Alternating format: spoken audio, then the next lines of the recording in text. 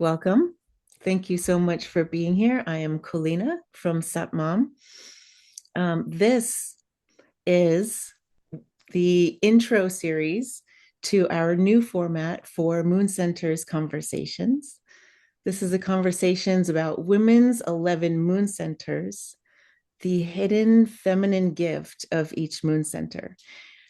So I've been working with moon centers for a very long time, couple of decades now with my Kundalini, probably a decade and a half with my Kundalini um, training and practices myself. And working with my beautiful mentor here, JONITA D'Souza, has given me a whole nother layer and perspective of ways to work with my moon centers. And that is through my own femininity. So I want to first introduce myself, and then I will say a little bit more about JONITA D'Souza. I'm so grateful to have you here with me. Thank you for lighting that candle for us. And we Yes. can all just kind of come present and like take a deep breath and bring all of ourselves present for this conversation. This conversation is going to take our sensual and emotional capacity to whole new understandings and experiential levels. It's not just about understanding ourselves, it's about getting to experience all of ourselves, the bliss of bringing all of ourselves to the table, even if we're like too excited, fearful, all the things are going on, we can still hold the space for all parts of that. And this lady is a wonderful teacher for that. So my name is Cholena Kasa. I founded Satmam as part of my own healing journey through chronic illness and autoimmune issues. My son actually coined the name Sat Mom because I'm mom, and Satnam is something that we say a lot in Kundalini Yoga as a mantra, as a greeting. Truth is my name, just resonating it. If you can just feel it bringing you right back into your core, into your root, remembering who you are. So, Salt Mom really evolved as a way of really nurturing myself and calling all the bits of myself back, not using my practice to say, keep going. If you're good enough, something will save you, because I'm right here to save myself. And if I can pause and meet myself,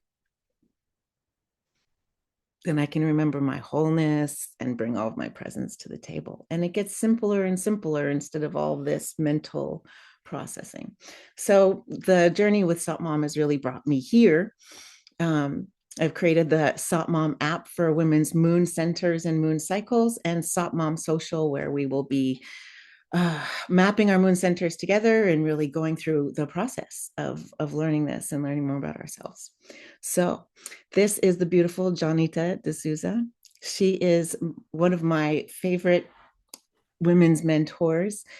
Uh, she is a women's somatic mentor. She is highly, um, she's super wise in her teachings on the Tao and Tantra.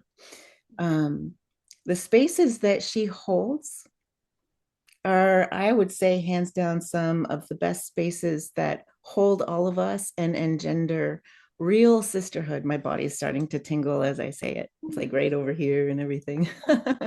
Engender really deep sisterhood where we practice exploring and experiencing all parts of ourselves. So just like the wholeness and the ability for her to bring us all together, and instead of holding parts of ourselves off, which I do notice in some other types of women's circles, like being able to be fully here, like in my fear, in all my failure, in all of my victory, in my beauty, in my ugliness, and all the things.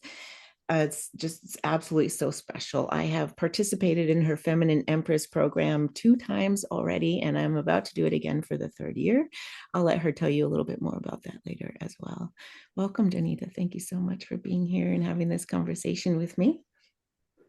Cholena, thank you so much for creating this space. And I just cannot stop smiling because I just love this sistership that we have nourished and cherished and nurtured over the years. I think our work are so intertwined and complementary, and so good to have women working at things on a feminine, on a somatic level, but from different angles. And I love the moon center, the concept itself, having having an Indian background and knowing a lot about the Vedas and the Sikh tradition. This is something that is pretty much not very known, and also the way it is known is not very feminine centric. So I know that you are going to bring justice to this concept, and I'm excited for us. Mm. Yeah, I feel that super deeply. And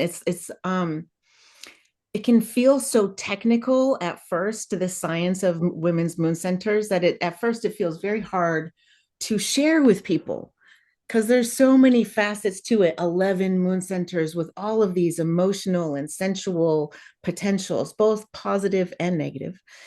um and how do you just sum all that up into kind of one thing? So um I want to actually do a little bit of that right now before we kick off into the navel, nape of the neck and inner thighs moon centers today. So um, the next episode in this series is going to be the clitoris and vagina moon centers. So you see why we can't have these discussions on mainstream social media.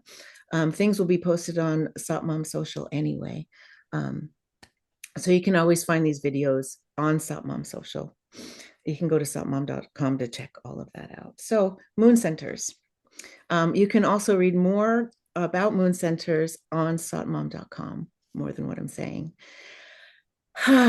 So the moon goes through all the zodiac signs every month.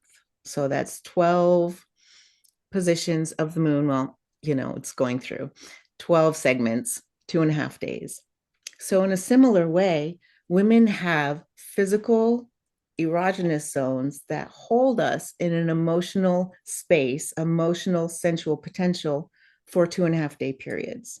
This is a cycle of 11 moon centers. So, it doesn't ever exactly coincide with the moon cycle exactly.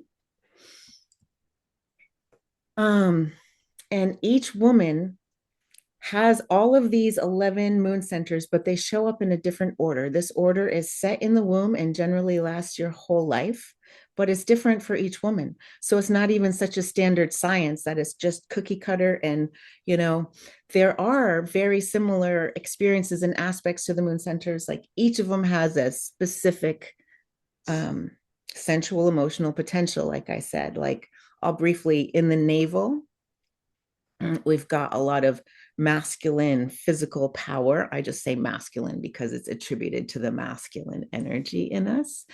But we also, greetings, dear sister, we also have this potential that we don't want to miss to drop in to our sensual yes and our sensual no, to know the wisdom of our womb space. And much more deeply can we connect with that wisdom when we're in the navel moon center and we feel so deeply grounded through that. The downfall of that, there's also the opposite potential of each thing in the moon center. We're either physically powerful and sensually connected, understanding our yes and our no, or we're the exact, totally frazzled, disconnected from that. So each potential of the moon center has the negative potential as well, which is totally the opposite. Yeah. So we need to map which order these moon centers come in. And we're going to be doing that at the end of January on Satmam Social. So get on there and we'll be feeding that stuff up onto the platform there. So it takes a process of checking in each day to see which moon center am I in today. And then we can connect with that more deeply. And we're going to just today connect with the navel, neck, and inner thighs moon centers. So in each of these moon centers, we've got a very specific emotional potential as well. So in the nape of the neck moon center, just to illuminate a little farther the emotional potential before we dive in, this tends to be a much more romantic moon center. So navel, physically powerful, deeply rooted in our womb wisdom, can be super, like one of the most sensual moon centers as well, where we're sensually through our senses connected. Sorry, this light on my glasses is really driving me nuts. We're sensuously connected with our reality and not off in illusions and trying to overcome our sensuality with our physical power, because then we lose the moment. So, sorry, I'm going back and forth. So, we're going to just stay with the navel at the moment. Thank Yeah. you. So, um, so we're talking about the physical power of the navel and the sensuous power of the navel. So it's important to move our bodies powerfully while we're in the navel moon center, but it's also just as important to really pause so that we can hear the inner wisdom of the sacral, of the womb space. This is where we understand our souls, yes and no. Maybe you can weigh in a little bit more on that for me, JONITA, as well as like how we tap into that. So taking the time to, even just in the simplest ways, connect with our womb space, connect with our sacral, and connect with our navel through our breath as well, then we're going to start to understand. We can understand in our bodies the feeling of yes, like the oh, heck yes, and the no, the Mm-hmm. absolutely no. So, um, would you like to Yeah. share some of your thoughts on the Naval Moon Center? Yes. Thank you for starting from here, Kalina, because I think this is just like the foundation for us women, because this is one of the most powerful moon centers that we can hone down into with our yes and no specifically, and also the depth of wisdom that this particular moon center has for us on a regular basis. And in Ayurveda, they say that a disease can enter a woman's body only if she is not living in sync with the rhythms of the moon. And Mm. this relates to the outer moon as well as the inner moon, right? And this statement really opened up a lot of questions for me, because yeah, I was hearing about the outer moon and the rhythms of the outer moon and how it affects our feminine bodies and all of that, but not many spoke about the inner moon, right? Like, what is that? And so my exploration actually began from the navel part itself and the womb itself. And I recognized that a lot of us women have deep access to this yes and no of the navel all the time. We always have had it, we always have it. In fact, even biologically, this center is created such that this is the first spot of response in our body to the environment. So if we enter a room, it's first the response system kicks in our womb center before our heart and brain, and then it sends signal to our brain and heart. So this is our first response system, and so it becomes important for us to understand this response system, as you said, Kalina, the yes and the no.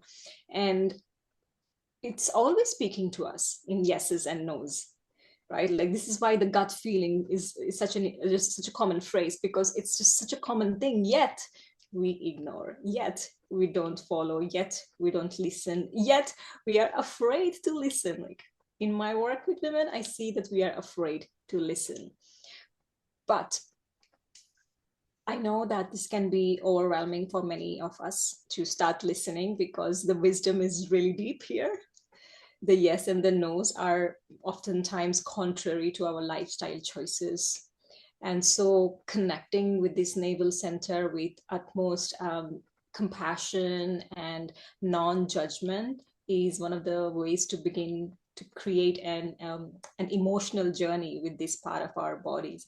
And then we begin to feel comfortable to even listen to the yes and no's. What do you Mm. think? Yeah, just the words compassion and non-judgment, connecting with the space of our bodies with compassion and non-judgment. Oh, Yeah. that's, it feels like a really big key there because it's also a space that we connect with generally with the most judgment, both with our belly space and the yoni, Mm. um, which the navel sacral area encompasses, um, just generally. So, these tend to be the most highly judged spaces. And there's a lot of history around the judgment of the yoni and things like that, which aren't really ours to get into in our time frame today. But Yeah. it's really key too if we even just start with the intention of um, non-judgment and compassion, which, even if we can't reach it at first, we can keep Mm. going back to it, and we can give ourselves words to keep going back to meeting ourselves that way. And it's Yeah. just a matter of like, oh, look where I am again, back to, oh, it's okay. I actually receive you. I receive all of your roundness and floppy and any adjective that I Yeah. ever want to subscribe or anybody ever could label you as. You can be it. It's okay. Yeah. Or not. That's great too. Yeah. Yeah. Also in the yogic traditions, this is considered as the second heart of our woman's body, is this center. It's really hard for many women to connect with this part of the body, as you said, that we are being programmed to judge, like our, we need to have like a flat belly and all of that media um propaganda. So what I like to always emphasize on using our hands to really connect with this part of our body, regardless of whatever is going on. You wake up and you can do this like 1 minute, 2 minutes, 30 seconds, just placing your hands on your womb center, which is literally like 3 inches below your navel, and the chakra, the womb chakra itself, is in that energetic center around the navel, which is different from the yoni chakra. And just connecting with your hands and massaging, just really recognizing that this is this potent part of our woman's body, like filled with creation and power. And I like to do it when we're even talking and just connecting with another sister. I can feel you doing that. Of course, you mentioned it. I'm like, I'm on it. Yeah. My tummy always needs more love. My womb space. Yeah. And Um, in these traditions, this practice of massaging the navel center in clockwise and then anti-clockwise direction is called the practice of opening Gaia's belly. And I really like it because it kind of emphasizes that this is the mother energy also here, like, this powerful, wise mother energy, right? Like opening Gaia's belly is all about connecting with your navel chakra and then just connecting with the power in there. And you don't have to even feel the power. It's about first creating that beautiful acceptance and relationship on a regular basis to begin with. yeah. And the Chinese medicine reference to the Dantian and the Yeah. storage of our chi, ki, however you want to Mhm. say it, in the navel area as well. And it kind of brings up the idea of the ability to really create a nice potent space in there over this 2.5 day period that can really serve you for the whole month. Especially, it's not that you can't always come back to it and reestablish your connection with your yes and your no and your sacral and your navel. But this is really potent 2.5 days to yeah, to really be able to be present with that. And so with the overall moon center science, if we know like how our presence is best utilized in each 2.5 days, then we feel like we're just like our life is getting juicier and juicier, even in the thickest parts of it. And perhaps we need that in the thickest parts of it as well. So trying to figure out this light issue still. Well, I'm a little more shaded, but a little less glary. The glasses are a new thing. My eyes are going in and out. So just bear with me. Thank you so much, everybody. It's probably bothering me more than other people, but Mm, the Naval Moon Center. Do we feel complete about with the Naval Moon Center for right now? How do you feel about that, Janita? Mm. Yeah, yeah. I think this connection comes very naturally to us women. I've seen it time and time again. We lie down, we hold this part of our body, we sit and meditate, we hold this part of our body. It's just very natural thing, and I think the connection just comes naturally Mm. um, with this part of our bodies. I notice too often a partner will just naturally want to hold me right there. And it used to be such a big, like, please don't touch me there. Like, don't kiss me, don't touch me there. Like, I've had two C-sections, by the way. So it's been like a funky area as well. So hence another reason to. So I consciously had to be like, please do touch me there. And please touch me in this way. I really enjoy it this way. So just flipping the things, most of the things that really hit us the wrong way need to be flipped the opposite way, just like the moon centers. um Beautiful. All right, so the nape of the neck moon center, if you even just want to touch the back of your neck, move your hair. So the nape of the neck moon center is said to be a very romantic moon center. um, Mhm. However, I perceive going out of our way to inauthentically flirt with people and lead people in directions that we're not intending to go to be an energy grab. So to me, this moon center is all about how deeply we love ourselves and our self-value. If we need attention from other people, that's not leading them in total authenticity, then there's a spot in us that's just like aching to be loved and thinking we're going to only be able to receive it outside of ourselves. Mm. So um, I used to personally just like really feel like I need romance and I'm not getting it kind of thing when I was in this moon center, and I'd have these like emotional things coming up over it constantly. And I flip that on itself by just diving into my self-love through your programs and through a lot of inner work, and pinpointing how where I was leaking that, where I had Mm. originally lost it, and like remothering those aspects and just bringing, and especially when I'm in the nape of the neck moon center, turn that romance in on myself. I love that, becoming your own sacred lover, right? Yeah. And that's kind of been a theme for me because there's been just a lot of resurrection over that and rising to worth that I never perceived before due to X, Y, and Z.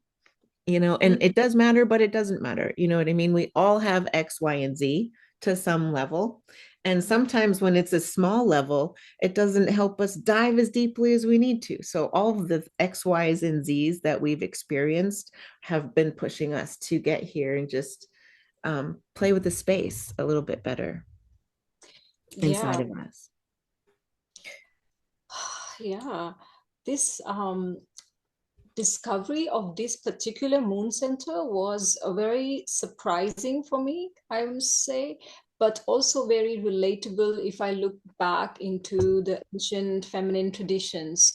Because in many tantric tradition, this part, this nape of the neck is also referred to as the mouth of the goddess. um, and this only because this is a very sensitive erogenous zone, but also this is a highly intuitive um, region of our body that can help us to hone down our psychic awareness. And this I find so interesting when you are talking about the sensuality aspect of it, right? Like to seeking love and romance on the outside, and how we have been conditioned to only seek that on the outside, but not connect to that part of sacredness or divinity inside or within us. Mm. Because we do not have this capacity. And I too also um, been in this work for a really long time and have to constantly remind myself that the very nature of the divinity within me is erotic, the eros. it's not the sexuality bit, but the erotic energy is this life-giving energy, this energy that enhances vitality inside of us. And this is a very powerful energy and access that we can have from this part of our bodies should we choose to connect intentionally. And this is also many reasons, if you look in ancient traditions, that women were asked to cover their heads while they were going into some kind of sacred practices. We see in the Mary tradition, the Isis tradition, the Magdalene tradition. So we can contain that sacred energy within ourselves, and through that channel what is coming through. And this, somehow we feel like the sacredness is not equal to erotic, and that's not true. And this part Right. of this connection really helps us to investigate this inside of us. Yeah, there's been a huge devaluing of the erotic and moving it over to the straight sexual. And that just really gave so much more coziness and juiciness to covering my head. And just gave me some ideas about, you know, how to play with that a little bit more. I noticed that anytime I really want to slow down and stop in life and drop in, like feel more sensual. I want to say erotic, but there's still that thing in my head that it means sexual. Yeah, yeah, Right. yeah. And it's like this is the spot that I touch to remind myself to pause. Mm-hmm. And so in the seeking of romance, we're avoiding the stillness within where the Mm-hmm. romance truly is. Mm-hmm. So I just kind of really want to relabel, this to be the moon center of the inner romance. Mm-hmm. And then like only like what's really feeling good inside should pour outside into the outer romance, because any of the seeking is really eroding our ability to connect with our inner romance. We have to again flip that around. Yeah, and if we have that tool, it's like, oh, I'm feeling needy out here. I need this person to show up in this particular way for me, or else my emotions are going to shift. Ooh, then you know it's not that we don't have those things or to invalidate those things either, but we can't empress ourselves if we're caught in like, oh, we need this for that emotion, and we constantly in that energy exchange. We have to Mm-hmm. be totally present and magnetized in our inner romance and our inner worth. And this is a great 2.5 days to drop into that, especially if we find ourselves projecting it out. Something's not showing up good enough. And not to block wonderful things from, happening ever, wonderful romantic things. Like we should always receive those things openly, just not, desperately seek them. So, not that I've had any experience with that whatsoever. You speak so well of that. One of the practices I must say I really love doing with this particular part of the body, the nape of the neck, is anointing with some beautiful essential oil like ylang ylang or Mm. jasmine or even blue lotus. This is my current favorite, and I like to really anoint this part of my body and just do circular motions and just come back to this feeling of sacredness and connectedness within. And it's an interesting feeling because sometimes you may feel like a priestess, or this other time you may feel like the seductress. Like it just it's just the phases of the moon, right? Like where are we? And Mm-hmm. it's interesting to observe that. I like that reference too. Sometimes when you're here, you may feel like the priestess or the seductress, and just noticing what, instead of having a particular, thought that it should be any particular thing, noticing how it feels and what comes up. Mm. Um, mm, I'm just also noticing a yogic thing that's super simple that we do when we sit in a meditative posture called Jalandhar Bandh, which is Mhm. also neck lock, but it's just like tipping your. First, Sure. I always find my sits bones because I'm usually a little forward on them. So Mhm. first you have to find your sits bones and like notice that groundedness. And then you tuck your chin in just a little bit so the back of your neck feels really long. And without even touching it, you can kind of sense that opening feeling. And now there's this reference to the mouth of the goddess being there that I'm never going to be able to, would not ever want to forget. So that's just like anchored right in there for, our nape of the neck moon center to receive that each month. So it's a great opportunity to drop into that and see what the mouth of the goddess has to say. Maybe that's a beautiful journaling thing to do in this moon center as well. Yeah. Whew. Yes. So I think, yeah, we've talked about how to flip it when you're feeling like you're seeking externally. You got to do, there are practices on Satmam Social and on the Satmam app to from Kundalini and some from the things that JONITA has taught, and from other practices, both like the super simple and the kind of more orchestrated practices for each thing. So sometimes when we're just like consistently really struggling with one of these moon centers, we may want to call on a particular powerful practice. And that's why I share a lot of Kundalini practices with them. They both create a container for transformation of the particular moon center energy we're noticing, and also really powerful. I think they say 20 times more powerful than other yogas, blah, blah, blah. But it's a wonderful technology to be able to use. So we also want to talk about our inner thighs moon center. So, we may think this is similar to the navel and its strength and power, which there's the similarity. These are like grounded pillars of strength. When we're in our thighs, we feel, when we're operating on our higher level in the inner thighs, we feel very organized and powerful, like we can climb that mountain both physically and literally. But again, there's a subtle aspect to it, and I was like I say this, like I think of root lock and my hand goes like this. And so there's a subtle, if we just gently squeeze our inner thighs even while we're just sitting here, and notice if we can isolate the inner thigh muscles and just gently pulse them a little bit, like just noticing to get comfortable with your inner thighs. So we're either really stable and organized, we can kind of do business and home organization for the whole month.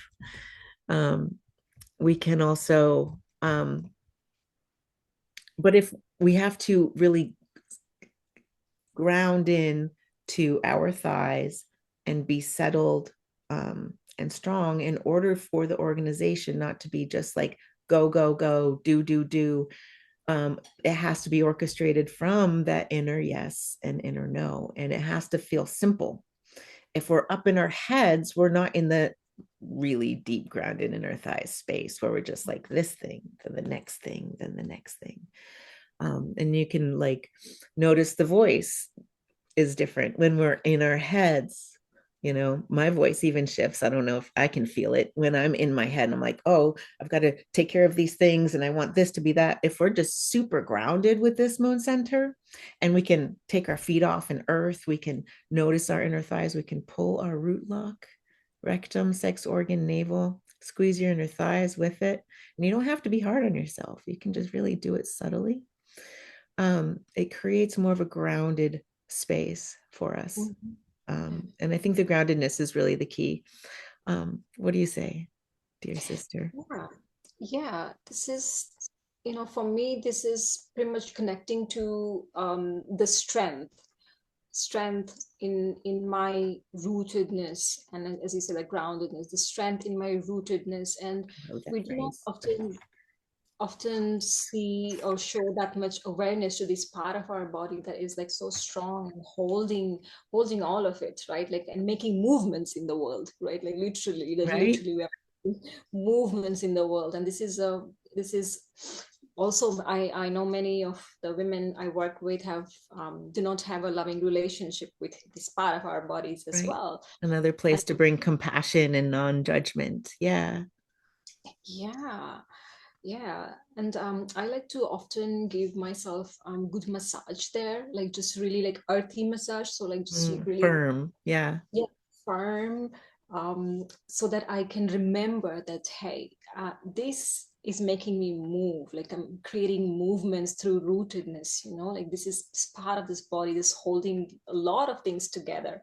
And just this little awareness is so important. And during the moon center time, I feel like I have naturally, I can be like on the go, like quick decisions, and not just walking go, but making movements in my life. And that's not just through walking, physical movements, but just forward movements. It just comes easily for me. Hmm.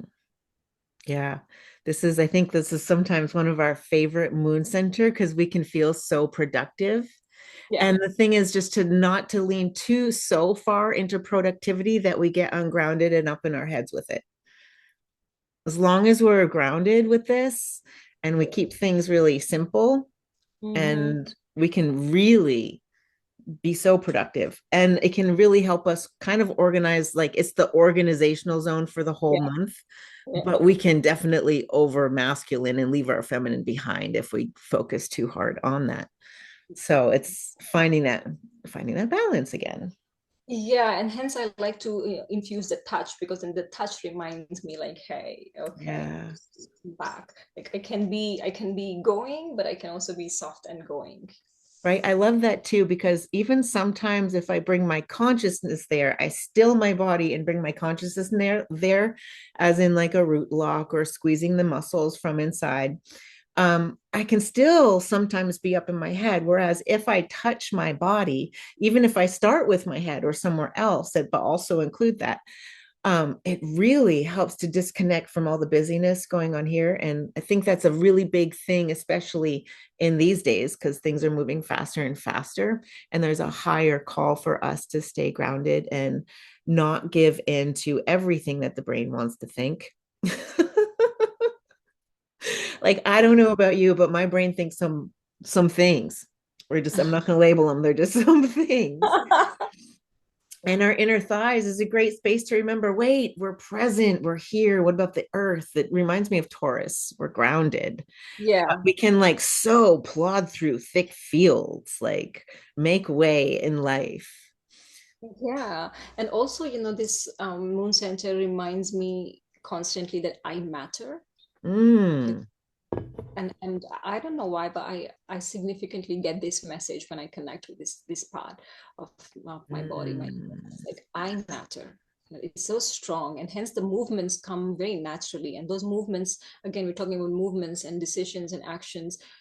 It comes from a rooted place. Then, it doesn't come from the need of getting things done, making decisions, doing. right. Like if we start to get anxiety about the things we're doing, time to stop. Because if we keep moving forward, we won't get them done in the way we want to. All of our presence isn't there. So even if it feels in the moment we're like we're going to get less done, if we stop and start to touch ground, do whatever we want to do, meditate, whatever the thing is that we're going to do, then everything we're doing is just like so much clearer. And it's like instead of spinning your wheels in the mud, you are that bull just taking a step and a step and a step. Absolutely. I love the phrases that are coming up in these spaces too. And like this feels really exciting. And okay, just checking time. This feels really exciting because this is just the beginning. This is like just the first time Mhm. that the first real space that we're opening women's moon centers up to women to decide what it is. You know what I mean? The teachings that have been cultivated from ancient times are so valuable, and we would not be here without them. But now it's time to take our present wisdom and see what this means. And it feels like even in just starting these conversations, like more wisdom is ready to drop in for us all to be able to use. And it doesn't feel like, I remember when I first started to work with the moon centers, it was like so many things to remember about each thing and which one am I in now? And it felt like so much. And I've created some tools to help us work with that a little bit more simply, both with a free a workbook on Something Mom Social. I'm not going to say free because it's $3 a month. So it's Almost. pretty much free, Yeah. three and free. And also with the Satmam app, which is about to be relaunched again. To map and work with all the aspects and have the tools for the moon center. So, whew.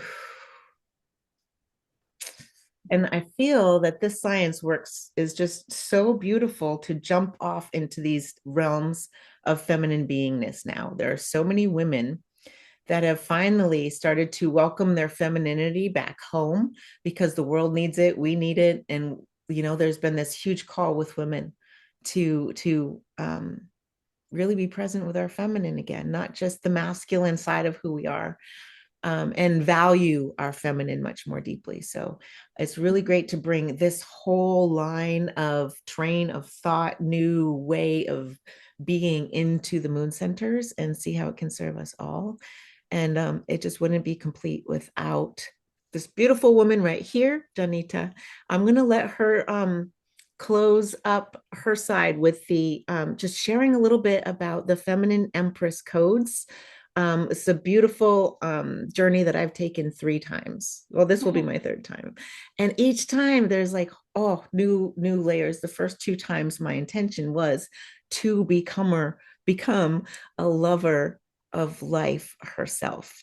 And it took me a couple of years of practice because there was a lot of gunk in my life that either needed to be loved or worked with in a loving way.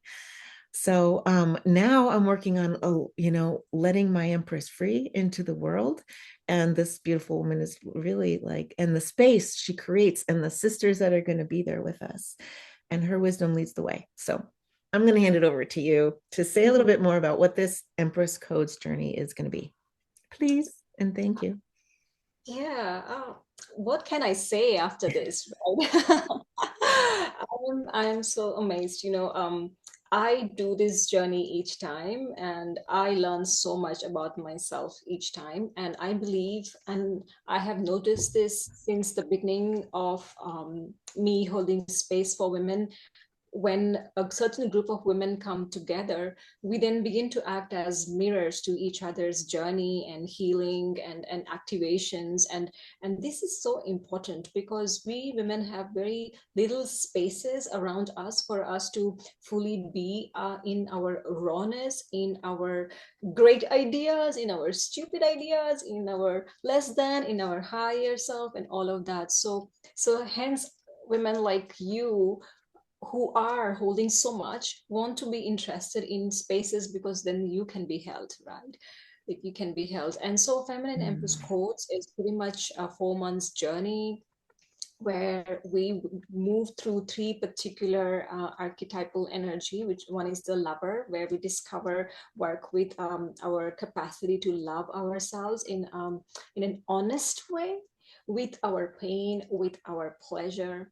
We move on to the mother archetype, which is again the idea of remothering ourselves as per what we require in this phase in our life. And I think that's so important, and really also healing the relationship that we have with our mothers, because this is our first wound as a woman, the relationship that we have with our mothers. And we'll move on to the warrior archetype, which is all about expression, because I feel that in this modern day, in this current time, we women who hold the gift, who hold the sacred fire, the medicine inside of us, we are the warriors. And it's not like a battlefield like it used to be centuries ago, but it is pretty much like a battlefield of our own inner demons and our own inner oppression that we work with to overcome, so that we can just express more of our gifts to this world. And what I have noticed is that the more women are awakening to feeling and desiring more, what is also awakening in them is a deep need to serve others. Mm. And this scares the hell out of us, because we also have this visibility wound, which is really big. So this journey is pretty much practicing, our bigness. So Feminine Empress course is pretty much practicing our bigness, and our bigness including all of our emotions. And that's why I'm so passionate about this work, and I'm so grateful for women like you coming and doing this work, because we all hold each other to really high standards. And by high standards, I don't mean in a hierarchical way, but holding each other's visions together. When I am low, you hold my vision. When you are low, I hold your vision. And this is beautiful. Oh my gosh, so much so. So many times that sisters that I've been in contact with since groups have just like, just dropped in and like, oh, just like just a little nudge in the right direction. And it's really a beautiful thing. And the warrior thing that you just mentioned felt really beautiful about, even though we're not physically out there, most women are not participating particularly in a physical war, though we may feel like it on a day to day as mom. Like the meeting of our inner demons and the ability to stand there in front of our inner demons as they're roaring in our faces and just be present with them. Because for me, I feel like if I can be present for myself like that, then I'm not that inner demon doing that to somebody outside of me, Mm-hmm. even if I feel like somebody deserves it or not. It Mm-hmm. doesn't serve me. It will damage me if I become that. So, in the creating the capacity to stand with my inner demons and be like, I got you, girl, roar. And then she roars and then she can process it if I'm constantly pushing her away. Like, so there's a different perspective that I've learned from JONITA, and like being able to meet all of myself rather than having to go in and slay parts of myself Mm, besides absolutely. those parts that are codependent, like um I just said the wrong thing again. Like I just said that and then disagreed with myself. So it's like again, it's like meeting the part of me that's codependent, and it may be like it's tough love some days, but it's present and love. It's not like I can be like, you get to be this. Let me just see how I can enable this part. It's like with my daughter, with my inner child, there's this holding so we can transmute the thing. All the feelings are welcome. Maybe the behaviors are not. Yeah. I love how it shows up in all ages of life. Oh, so thank you so much, everybody. This video will be on Salt Mom Social, possibly somewhere else, but I will nudge people to Salt Mom Social to be able to see this, because that is a sacred space where we are uncensored and we can talk about all of the things um, that we want to talk about with the feminine. And so you can also check out JONITA at jonitasouza.com, JONITADSOUZA.com. And you can check out her Facebook group. Could you actually, so I don't inadvertently get the name of the Facebook group wrong, could you share that Facebook group with us? Yes, it's called Exploring Femininity. And just type Exploring Femininity on Facebook and you should be directed to my profile and my group. And if you're interested in the Feminine Empress codes, we begin in the dark moon, because that's when we like to start our work, in the dark, on the 27th of January. Wonderful. Well, thank you, everybody. We will be back soon with the second episode of the hidden feminine gift of the moon centers for the clitoris and vagina. So, very excited to see you soon. Take care, be blessed. And also feel free to reach out either on Salt Mom Social, through my website, through my social media, whoever you want to reach out to me or myself or JONITA, if you have any questions or want to pursue any of these things. So, thank you so much. We'll see you soon. Namaste.